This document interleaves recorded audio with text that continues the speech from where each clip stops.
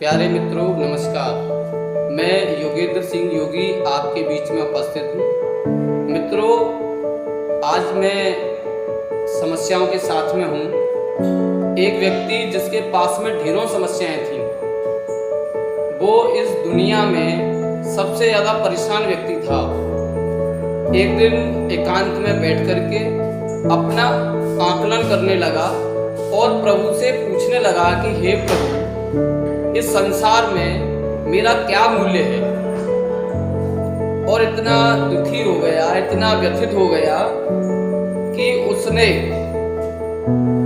अपने मन मस्तिष्क में नकारात्मक सोच को पैदा कर लिया और वो अपना शहर, अपना मोहल्ला, अपनी गली छोड़कर एक ऐसी जगह पहुंचा जो एकदम सुनसान थी, वीरान थी। मित्रों, जहां उसे देखने वाला कोई नहीं था, उसे सुनने वाला कोई नहीं था और नकारात्मकता उसके मन में कूट-कूट के भरी हुई थी। तभी उसके समक्ष एक अपरिचित व्यक्ति का आगमन होता है और वह व्यक्ति उससे पूछता है, हे भाई, तुझे क्या दुविधा है, तुझे क्या परेशानी है। वो कोई जवाब नहीं देता, वो कुछ नहीं कहता क्योंकि बहुत परेशान था। वह व्यक्ति पुनः उससे पूछता है, भाई, कोई तो समस्या होगी जिस कारण तुम इस सुनसान जगह पर बैठे हुए हो। तब वह व्यक्ति दुखी मन से उसे बताता है कि भाई, मैं बहुत परेशान हूँ और मैं यह जानना चाहता हूँ कि अगर ईश्वर ने मुझे इस संसार में भेजा है, इस दुनिया में भेजा है, तो मेरा कुछ ना कुछ मूल्य तो निर्धारित किया होगा, मेरा कुछ ना कुछ तो मूल्य होगा। लेकिन ये दुनिया वाले मुझे बेवकूफ समझते हैं, मुझे पागल समझते हैं, यहाँ तक कि मेरे घर वाले मेरा आकलन नहीं करते, मुझे परिवार में स्थान नहीं देते। तब वह व्यक्ति जो कि अपरिचित व्यक्ति था, उस व्यक्ति को एक पत्थर का टुकड़ा देता है और कहता है कि भाई, मैं यही हूं, तुम इस पत्थर को लेकर के शहर जाओ और दुकान दुकान जाकर के इसके मूल्य का पता करो।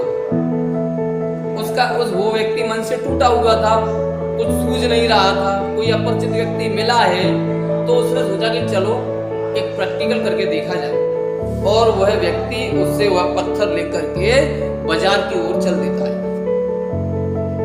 सबसे पहले वह एक सब्जी वाले के पास पहुंचता है और उससे पूछता है कि भाई, इस पत्थर के टुकड़े में आप मुझे क्या दोगे। वो सब्जी वाला उस टुकड़े को देखता है और कहता, भाई 1 किलो आलू दे दूंगा। लेकिन उस व्यक्ति को वो बात ध्यान थी कि ये पत्थर बेचना नहीं है, तो वो व्यक्ति उस पत्थर को लेकर के आगे बढ़ जाता है। एक फल वाले के पास पहुंचता है। फल वाला थोड़ा सा समझदार था, उसने उस पत्थर को देखा तो बोला कि भाई 2 किलो सेब दे दूंगा। लेकिन बात ध्यान थी कि पत्थर बेचना नहीं।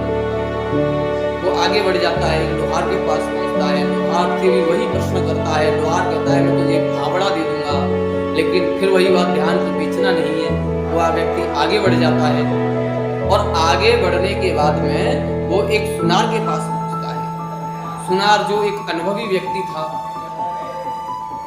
वो उस पत्थर को बारीकी से देखता है और उससे कहता है कि भाई, मैं तुझे इसके 2 लाख रुपए दूंगा। अब व्यक्ति आश्चर्यचकित रह जाता है कि वो सब्जी वाला आधा किलो 1 किलो आलू दे रहा था, फल वाला 2 किलो सेब दे रहा था, लोहे वाला एक फावड़ा दे रहा था। अक्सर यहाँ आते आते इसमें ऐसा क्या हुआ कि ये व्यक्ति मुझे 2 लाख रुपए देने की बात कर रहा है। लेकिन बात ध्यान में थी उसे कि ये पत्थर मुझे बेचना नहीं है, इसका सिर्फ मुझे मूल्यांकन करना है, इसका मुझे मूल्य पता करना है। फिर वो व्यक्ति थोड़ा सा आगे बढ़ जाता है और वो देखता है कि एक बहुत ही सुंदर, एक बहुत ही खूबसूरत दुकान बनी हुई है जो कि एक जौहरी की है, जो कि एक हीरे का व्यवसायी है। वो उस दुकान में जाता है और वहां बैठा लाला उससे पूछता है पत्थर दिखा करके कि भाई, मुझे पत्थर का क्या मूल्य दोगे। जौहरी उस पत्थर को अपने हाथ में लेता है, उसका निरीक्षण करता है, उसका परीक्षण करता है, फिर अपने केबिन में अंदर जाता है और एक मखमल का कपड़ा लेकर के आता है और उस पत्थर को उस मखमल के कपड़े पर रखता है, उसके हाथ जोड़ता है और कहता है, हे भाई, तुम्हें ये कहाँ से मिला?